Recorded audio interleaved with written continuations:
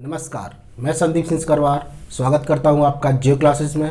आज हम दो राष्ट्रीय उद्यानों की बात करेंगे। वो दो राष्ट्रीय उद्यान हैं, पहला वन विहार राष्ट्रीय उद्यान और दूसरा राष्ट्रीय उद्यान है संजय राष्ट्रीय उद्यान।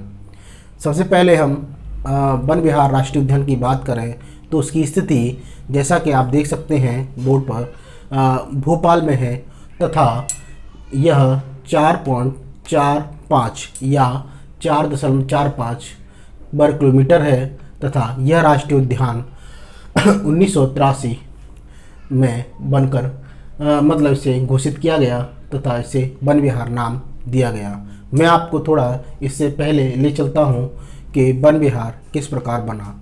भोपाल शहर में भोजताल के पास एक पहाड़ी जो कि निर्जन, जिस पर आबादी नहीं थी, आबादी ना होने के कारण वहाँ पर पेड़ पौधे नहीं थे तथा सिर्फ झाड़ियाँ ही थी। इसी पहाड़ी को इन्होंने गवर्नमेंट ने इस पर पेड़ वृक्षारोपण करके तथा इसको संरक्षित करके यहाँ पर एक चिड़ियाघर या वन विहार बनाया तथा जिसे केंद्रीय चिड़ियाघर प्राधिकरण ने मध्यम चिड़ियाघर का दर्जा दिया गया तथा ISO प्रमाणित आधुनिक चिड़ियाघर है। इस चिड़ियाघर की हम विशेषता की बात करेंगे। इस विशेषता में क्या है कि यहाँ पर 2008 में वन जीवों को गोद लेने की प्रथा थी। देखो इसकी विशेषता क्या थी। ये एक ऐसा क्षेत्र था जो बिल्कुल निर्जन था, लेकिन यहाँ पर क्या था, इस जगह राजधानी थी और यहाँ पर एक अच्छा स्पेस था जहाँ पर जीव जंतुओं को संरक्षित किया जाए। यहाँ पर कौन से जीव जंतु हैं मैं आपको बताऊं। यहाँ पर जो हमें जीव जंतु देखने को मिलते हैं वो जीव जंतु किसी राष्ट्रीय उद्यान से भाग कर आए जीव जंतु या घायल अवस्था में मिले जीव जंतु या सर्कस से छुड़ाए हुए जीव जंतु या मदारियों से छुड़ाए हुए भालू यहाँ पर मिलते हैं। यहाँ पर इनको संरक्षित किया जाता है। यही कारण है कि यहाँ पर वन जीवों को गोद लेने की परंपरा थी। मतलब आपके जैसे आपने देखा होगा कोई भालू को पाल रहा है, कोई जंगली जानवरों को पालते हैं, तो यहाँ पर आप वन विहार में इनको दे सकते हैं। तो यहाँ पर 2008 में वन जीवों को गोद लेने की परंपरा या प्रथा चालू हुई। यहाँ पर अगर हम बात करें तो यहाँ पर बिहार विथिका और प्रकृति व्याख्या केंद्र का निर्माण भी किया गया है। ये वो केंद्र है जहाँ पर प्रकृति से संबंधित साहित्यिक सामग्री तथा जीव जंतुओं से संबंधित उनकी देखभाल या उनके खान पान, रहन सहन, इन सब की जानकारियाँ बिहार विथिका तथा प्रकृति व्याख्या केंद्रों में हमें मिलती है तथा यहाँ पर रेस्क्यू सेंटर भी है। रेस्क्यू सेंटर का मतलब होता है जैसे मैं इस पर चर्चा थोड़ी देर बाद करूँगा। यह रेस्क्यू में ही आता है लगभग। एकमात्र सर्प उद्यान क्या है कि भोपाल में जितने भी भोपाल शहर में जहाँ भी सर्प निकलता है, घरों में सांप निकलते हैं, विभिन्न प्रजातियों के निकलते हैं जिसमें काफ़ी जहरीले भी होते हैं तथा बिना जहरीले भी होते हैं, तो उन प्रजातियों को पकड़कर रेस्क्यू कर यहाँ पर लाया जाता है तथा इस सर्प उद्यान में छोड़ दिया जाता है तथा उनकी चिकित्सा भी की जाती है क्योंकि कई जंगली जानवर घायल अवस्था में भी मिलते हैं। यहाँ पर काष्ठ निर्मित कैफेटेरिया है। कैफेटेरिया वो जगह है, एक तरह से हम कैफ़े मान सकते हैं इसको, कैफ़े, जहाँ पर जो पर्यटक हैं घूमने फिरने के बाद चाय नाश्ते के लिए यहाँ पर सुविधा दी गई है। और यह भोजताल के किनारे चीकू गेट पर ही यह बना हुआ है, जो पानी के ऊपर बना हुआ है लकड़ियों के ढांचे पर, और पूरा लकड़ी से ही बना हुआ है और अपने आप में भी यह पर्यटन स्थल के रूप में है।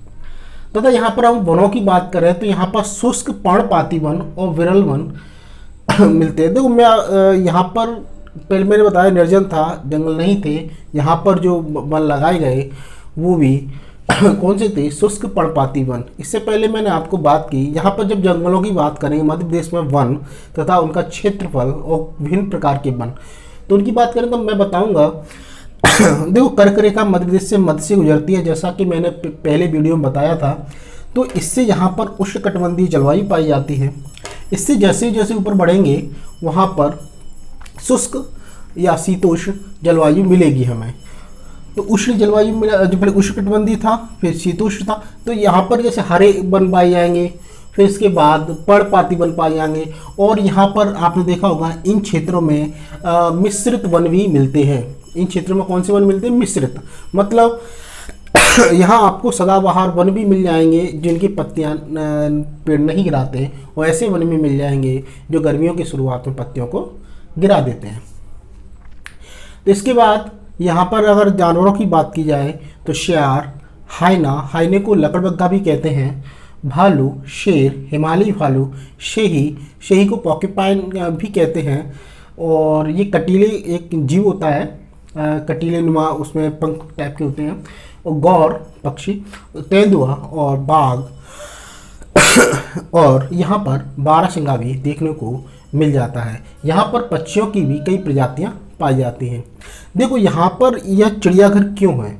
क्योंकि यहाँ पर हम घूमते आधुनिक चिड़ियाघर इसलिए है कि यहाँ पर जितनी भी शाकाहारी जानवर हैं वो सभी खुले में विचरण कर रहे होते हैं, तथा हम इन्हें खुले में आराम से देख सकते हैं। इस वन विहार में हम पैदल भ्रमण कर सकते हैं, साइकिल से, बाइक से, या अपने निजी साधन से, या फॉरेस्ट की उसकी निजी वाहन से भी हम कुछ शुल्क देकर विहार कर सकते हैं। तो यहाँ पर जितने भी जंगली जो मांसाहारी जानवर हैं वो यहाँ पर बाड़ों में रहते हैं। बड़े बड़े बाड़े बनाए गए हैं जहाँ पर ये जानवर रहते हैं, जंगली जानवर तथा हिंसक शाकाहारी पशु। तो इसलिए इसे आधुनिक चिड़ियाघर भी कहते हैं। यहाँ पर भालू मदारियों के द्वारा छुड़ाए हुए होते हैं। शेर, बाघ ये लगभग जो सर्कसों से आए थे वो आते हैं, और बूढ़े, वृद्ध जो भी जानवर हैं वो यहाँ पर रेस्क्यू किए जाते हैं, तथा यह चिकित्सा केंद्र भी यहाँ पर है। इसके बाद अगर मैं बात करता हूँ, इसके 2 गेट हैं। अगर आप प्रवेश द्वार की बात करें, चीकू गेट तथा रामू गेट, दोनों गेटों के बीच की दूरियाँ 5 किलोमीटर है, तो इसका क्षेत्रफल भी 5.5 से अधिक, 4.5 वर्ग किलोमीटर से अधिक है। इसके बाद मैं बात करूंगा संज्ञा राष्ट्रीय उद्यान।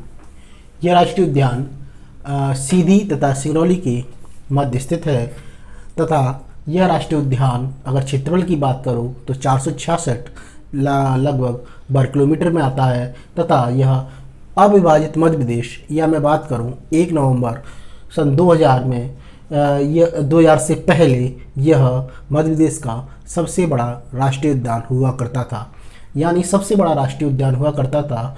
लेकिन 1 नवंबर सन 2000 के बाद छत्तीसगढ़ में इस राष्ट्रीय उद्यान का 1440 वर्ग किलोमीटर का हिस्सा जाने के कारण यह अपने उस दर्जे को खो चुका है। तथा हम इसकी बात करें टाइगर प्रोजेक्ट की, तो इस राष्ट्रीय उद्यान को सन 2008 में टाइगर प्रोजेक्ट का नाम दिया गया, तथा यह राष्ट्रीय उद्यान सफ़ेद शेर के नाम से भी जाना जाता है।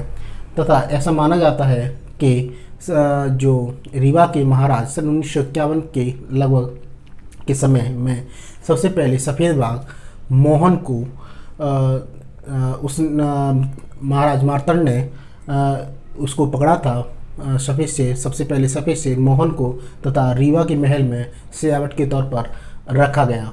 यहाँ पर देखा जाए तो सर्वाधिक जो जानवर हमें देखने को मिलते हैं वो चीतल, तेंदुआ, सांबर तथा भालू और अन्य भी जानवर हैं जो लगभग सभी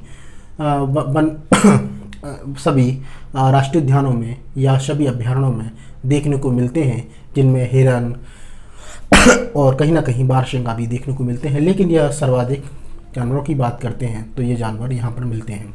इसके बाद यहाँ से नज़दीक से कौन कौन सी नदियाँ निकलती हैं, तो वो नदियाँ हैं जिनकी कैचमेंट एरिया या जल संग्रहण क्षेत्र में संज्ञा राष्ट्रीय उद्यान उपस्थित है। तो वो है शौन, गोपद, बनास और कोरमार। ये क्षेत्रीय नदियाँ हैं। मैंने इससे पहले भी आपको काफ़ी राष्ट्रीय उद्यानों में क्षेत्रीय नदियों का उल्लेख किया है, जिसमें से कानाकिसली की हालोन तथा बंजर नदी आपके इस माधव राष्ट्रीय उद्यान में 2 नदियाँ थी, मनिहार तथा बरही नदी, तथा मनिहार पर 2 झीलों का निर्माण भी किया गया था। कृत्रिम झीलें थी, शांक सागर तथा जादव सागर। तो जैसे हमें ये लोकल चीज़ें याद होनी चाहिए। लोकल फैक्ट क्या होता है, पीएससी कई बार पूछ लेता है। तो संजय राष्ट्रीय उद्यान की हम बात कर रहे थे। ये 4 नदियाँ यहाँ से संबंधित हैं, तथा इसकी वनों की बात करें तो इसके पूरे वन क्षेत्र के लगभग 80% वन साल के पेड़ों से घिरे हुए हैं, तथा 80% साल के वन यहाँ पर मिलते हैं, और बाकी 20% सभी मिश्रित वन हैं। इसके बाद अगर मैं बात करूँ यहाँ पर देखने लायक कौन कौन सी वस्तुएं हैं या पर्यटक क्षेत्र है, तो भुईमाड़ गुफा काफ़ी बहुत प्रसिद्ध है, राजगढ़ी, गिद्दा पहाड़, बड़चर बांध, ठोंगा मंदिर, रामदहा कुंड, कन्हैया दह जिसे हम साथा जलप्रपात भी कहते हैं, कन्हैया दह एक जलप्रपात है। तो आज हमने संजय राष्ट्रीय उद्यान की बात की तथा वन विहार राष्ट्रीय उद्यान की बात करी। जाते जाते एक फैक्ट मैं आपको बताना चाहूँगा कि कई बच्चे या कई छात्र भ्रमित हो जाते हैं पेपर में जब प्रश्न आता है संजय राष्ट्रीय उद्यान, संजय गांधी राष्ट्रीय उद्यान कहाँ पर है। तो लोग समझते हैं संजय गांधी राष्ट्रीय उद्यान तथा संजय राष्ट्रीय उद्यान एक ही है, जबकि यह गलत है। संजय राष्ट्रीय उद्यान मध्य प्रदेश में है, संजय गांधी राष्ट्रीय उद्यान आपका मुंबई बोरीवली के पास स्थित है, महाराष्ट्र में। तो ये संजय राष्ट्रीय उद्यान मध्य प्रदेश में है। कई किताबों में संजय राष्ट्रीय उद्यान को संजय गांधी राष्ट्रीय उद्यान के नाम से बताया गया है। तो ये चीज़ें ध्यान रखने के लिए आवश्यक है। तो दोस्तों यहाँ पर मैंने आपको महत्वपूर्ण फैक्ट बताए, तथा यह वीडियो आपको कैसा लगा तो कृपया करके कमेंट में ज़रूर बताना।